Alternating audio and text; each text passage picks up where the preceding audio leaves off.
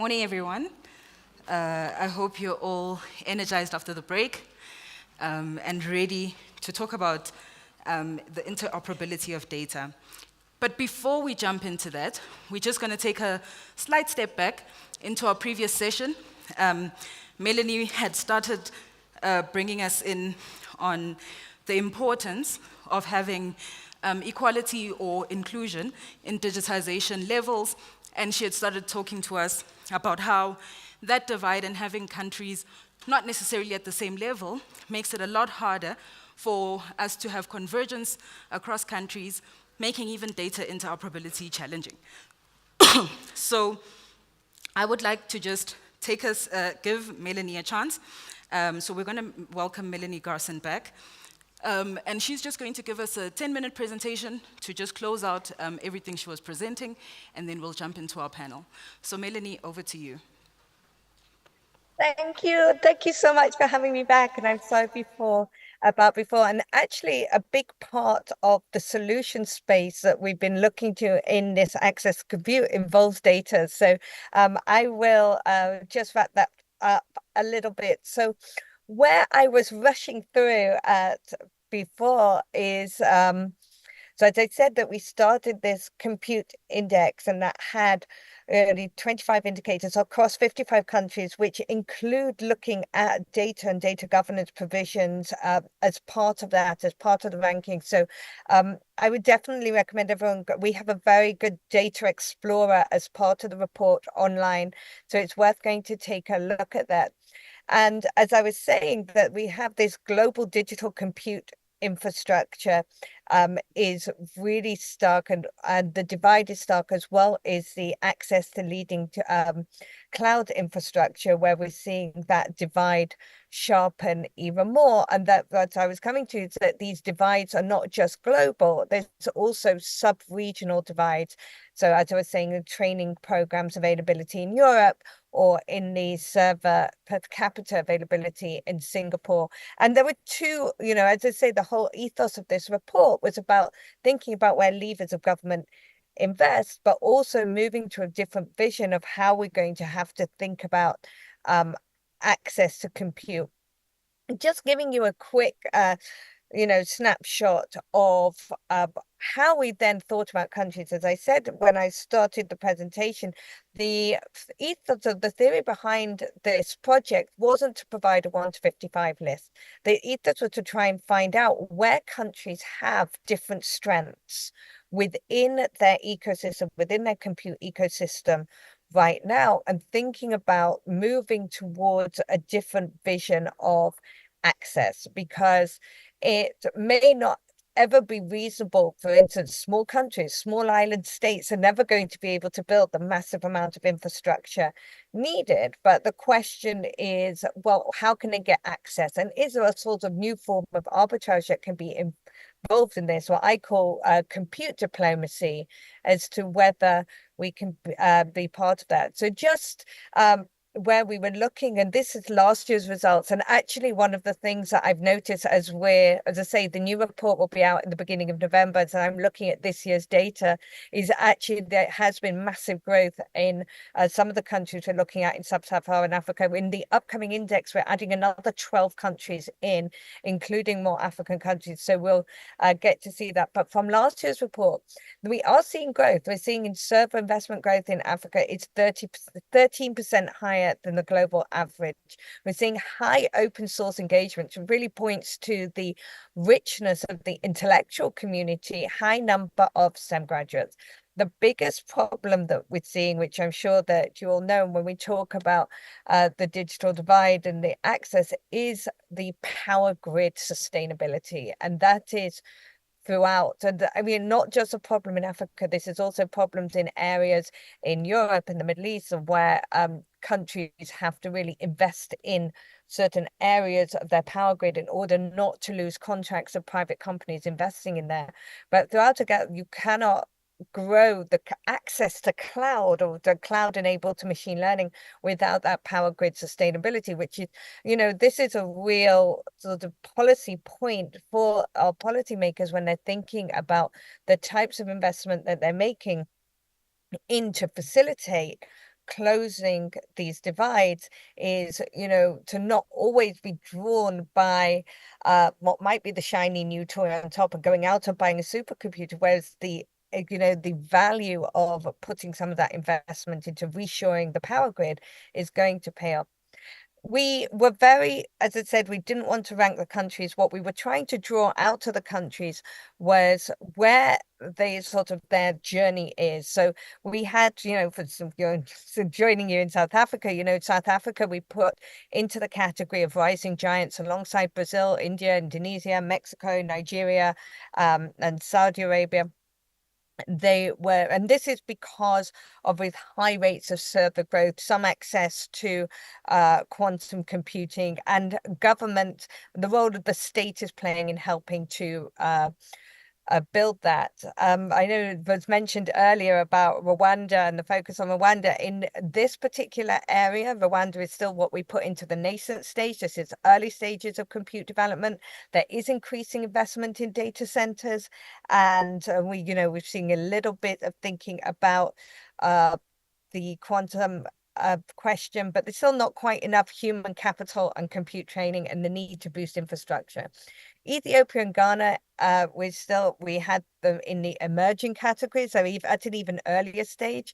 They got high growth rates in the infrastructure. Ethiopia is one that we're seeing massive growth as we're going into the next index, but we're still suffering from this very unstable power grid question that's going to be a real sort of stopper to enabling this growth as a whole.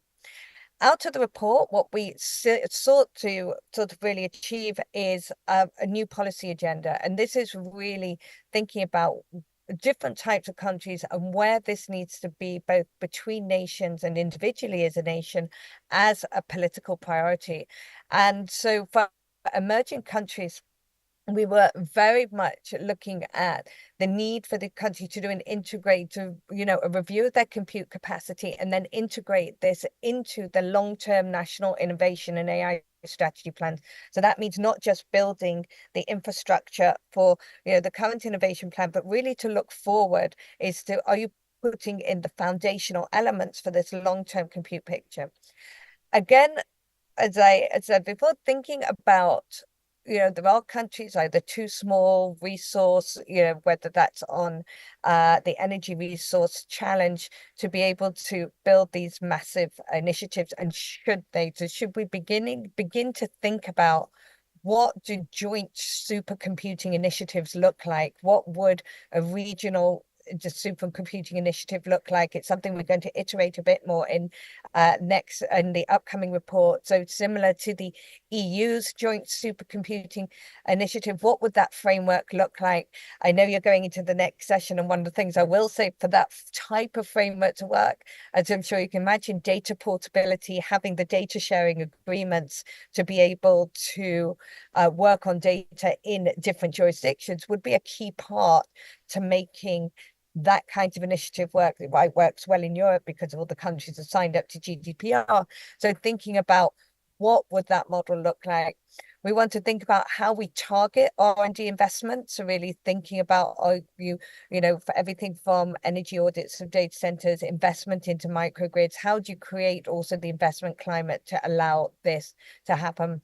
And then at the base, I'm really shoring down the security that you need to build this infrastructure on top. So including these cybersecurity frameworks that link throughout both the cyber and cyber physical infrastructure and the data infrastructure, if we're going to have that data portability, and really, doubling down on stabilizing the grid to allow this to happen. And across all countries, as I say, the energy question and thinking about where we situate sort of big data center growth within renewable energy areas is going to be a key driver of the success of this. Advanced countries, we talked about developing public compute infrastructure, really thinking about what is this era of compute governance for how companies react to this and invest in what we call the post-silicon ecosystem. So where that's going to go forward, really making sure that cloud access for academics and small and emerging companies are going to be available and have those bilateral agreements with emerging quantum companies. And then we had a series of recommendations for international development institutions and thinking about where things like digital development plans that are coming in externally, are they making sure that they're targeting investments with this large-scale compute ecosystem in mind? So we thought about, or we have proposed policy recommendations along the lines of having a compute development fund, so where we can identify excess areas of compute in the world and where we can, the countries that don't have access to that, be able to draw in, be able to find a space where they can do the research that they need large-scale compute for if they don't have the infrastructure to do it. Thinking about how there should be a global exchange bank of use cases to be able to use it, how we can get greater resources from abroad into areas that need it in their, whilst they're building their compute infrastructure, globally thinking about the global governance of compute, which part of it would be to actually monitor where are we seeing this divide, where are we seeing areas that there isn't compute access, how can we double down on building this, and also providing assistance as countries are building their AI task force, how to build that technical expertise into government to be able to have that resilience and to have technologies have a critical role to play in this, because they are also, alongside government, actors that have excess compute capacity that could be available for distribution across the board. So our plans are to continue with, we're thinking about, country benchmarking, how we help countries do that kind of review, helping in the international cooperation of this, and thinking about how we can build the models, how we can work with countries to help build those models of a new international development for compute initiatives, and thinking about the governance recommendations and the applied work. But as I say, going into your data session, the data governance, the data sharing, data interoperability is going to be a key point of any kind of regional compute initiative. As I said, I would recommend reading the report, that's up already, the 2023 report. Have a look at the data visualization, explore, again, play across all the indicators. It is kind of fun and engaging. And then please keep an eye out for the 2024 report, which, as I say, will be out early November. And as I say, there's some exciting shifts for the continent that we're seeing in that report. And that's my report. Thank you so much for having me back to finish the end of that. I'm deeply grateful for the organizers for their flexibility, and just sorry that I'm not there in person, connected without all the technological challenges. No, thank you very much, Melanie. Can we give her a hand of applause, please? A round of applause. I think that was a really great close off, and I'm so glad we didn't get to miss out on it, especially around the areas that you touched on.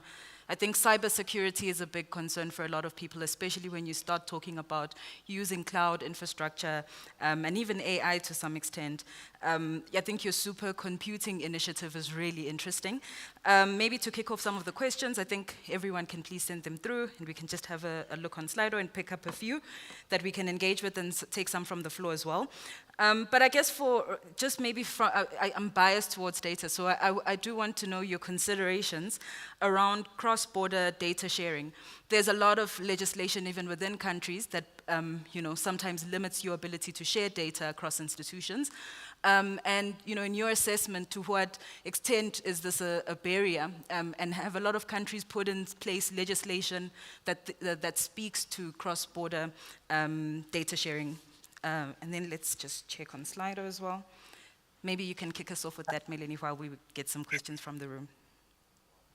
Yeah, I mean, the two things we looked at, well, the way that we did compiled the data governance sort of indicator on this particular area is looking at whether there was local data governance legislation, whether there was a local sort of dedicated data governance authority, and in this particular one, the extent that countries were signed up to open data initiatives, which is the other way. And that, it's, I'm sure you'll be talking about, it's that tension between, even data sharing or just going all out on an open data initiative. Not as many countries as, I mean, and as I say, we didn't have as many African countries as we wanted on this particular index because it's making sure we have in countries that there's not collecting across the 24 indicators. All the researchers in the room will know that is you want as fewer data gaps as possible, and we were collecting a lot across 55 countries. But the data sharing challenge, and I know that you've got the Africa Free Trade Agreement, now there's Malabar in place that will sort of help on the security on that. But I still think the biggest gap that we have to get over with the data sharing challenge is the psychological gap, and moving from the sense of I think the data is oil narrative was always a very dangerous one because it gives a sense that data, like an energy resource once used, can't be used again. I think getting through the question of data is actually this life form. It's a life source like water that is going really fuels everything that we're trying to do if we want to get better results out of it. The key will be keeping it flowing, keeping it accessible, keeping it clean and usable so it can actually deliver the insights that you want to see. And certainly when I come over to Africa and I talk to people, I still think it's the psychological challenge of sharing data. I always call it dare to share, and what the benefits do outweigh the sharing element of it. I'll just check if there's anyone in the room who has a question for Melanie. Any hands? Any takers?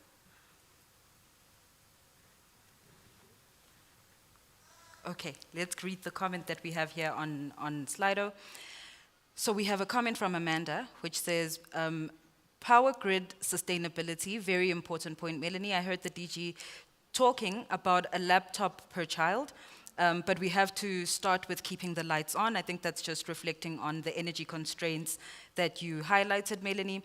And then there's a question that's just come in now from Ignatius, which is, what are some of the funding models and resource mobilization strategies are mostly used in developing countries for developing computing power? Yeah, well, those are both, I mean, great points. And this is exactly one of the reasons why we're looking at this sort of regional models rather than, there's very few individual models of compute. And as I say, the UK is one of the few countries that have an actual compute strategy. So we're seeing not enough thought into this, which is why we had the impetus to report, because we wanted to make sure that international development agencies or countries in between, even our own advisory work, that when we're advising on digitalization, we're taking this forward-looking model, making sure that investments are being put in the right places for that kind of long-term digitalization. And you're absolutely right, it's about keeping the lights on in a lot of places, which is why when we think about that regional model, and that's why we're thinking about access to compute, not that every country builds compute, but they facilitate their own access, and thinking about where their individual strengths are in the ecosystem. So where we see some countries may have great access to renewable energy, but they're a small country, they don't have the training, they don't have the people to provide the STEM engineers. Where can you create that kind of arbitrage that one country is able to house the infrastructure, another country is able to feed in and provide the actual skilled workers into it? And how do you get that regional model? And that's where the kind of resource strategies we'd like countries to be thinking about as they're building their digitalization strategies and really their funding models, and think about how they play into that. And this is what the report was about, trying to identify where countries have competitive strengths at the moment in this picture and how that could be used as a regional model. Thank you so much, Melanie. Thank you for your time. I think now we'll switch over to the panel discussion with everyone that we have on the stage. Let's just say bye to Melanie there and give her a round of applause, please. So in this session, we're basically asking one simple question: interoperability for what? Now, I'm not actually sure how many of us in the room even know how to define interoperability. So maybe we can check. I want to just get a quick poll on Slido to what the floor thinks interoperability means. And there are a few other questions that we'd like you to just respond to in the poll that's going to pop up so that we can lead into the panel discussion. But while you look at Slido and you're engaging with that, I'll just quickly give you an overview of our session. We're going to focus on the importance of data interoperability and integration, and how data analytics can be leveraged for service delivery. We'll touch on the current state of or level of data integration and interoperability within South Africa, specifically the public sector. And we'll share on the experiences and lessons that we've learned from data initiatives in the various departments that are or institutions that are represented today. We'll also look at some of the challenges and opportunities in the use of digital tools and data analytics for service delivery. And I guess with that, let me walk over to the panel so that we can kick things off.